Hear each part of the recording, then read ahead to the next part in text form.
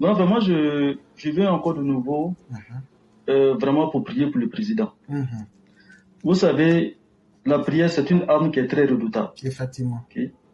Depuis longtemps, j'ai dit, grand frère, prions pour le président. On n'est pas à côté du président, mais on n'a qu'à prier pour lui.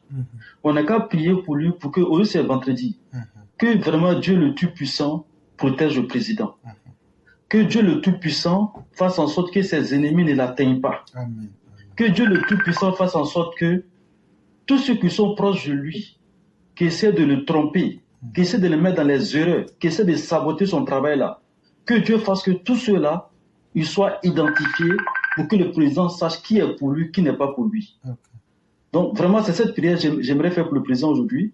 Deuxième élément pour terminer, comme on est pris par le temps, c'est concernant les casses.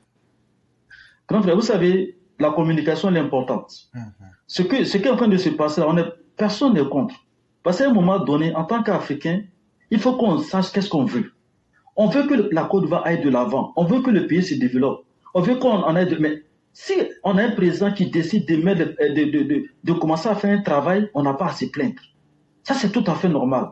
Mais ce que j'aimerais insister là-dessus, c'est la communication. Parce que où on est, les opposants sont prêts à récupérer tout ce qu'il faut pour saboter le travail du président. Vous savez, nous, on est en Amérique du Nord ici, là. Grand frère, toi, tu es ici, là. Quand la mairie doit faire les travaux devant ta porte, ils ne viennent pas coller papier pour dire qu'ils vont faire travail. Ils viennent coller papier. Aujourd'hui, là, moi, j'ai eu des témoignages. Il y a des propriétaires qui sont malhonnêtes. Ils ne disent pas à leurs locataires qu'ils doivent casser le coin. Ils disent saboter le travail. Parce que s'ils disent là, ils vont devoir rembourser les cautions. Donc moi, ce que je propose au gouvernement, pour ne pas que les gens profitent de cette histoire pour gâter leur nom, avant de commencer à casser là, ils n'ont qu'à aller donner des affiches aux gens sur place. Et puis ils n'ont qu'à filmer pour montrer qu'ils ont fait preuve de bonne foi.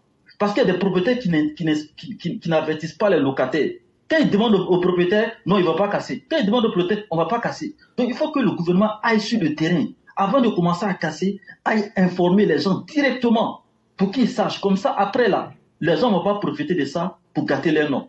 Voilà, sinon vraiment, on sait que le président fait du bon travail, mais les gens qui sont là pour gâter son travail, que Dieu nous en préserve. Amen. Merci, bonne journée. Merci beaucoup, cher frère. Merci de cette efficacité. Et on vous souhaite une excellente soirée et bien des choses à toute la famille. Ok, merci. Merci beaucoup.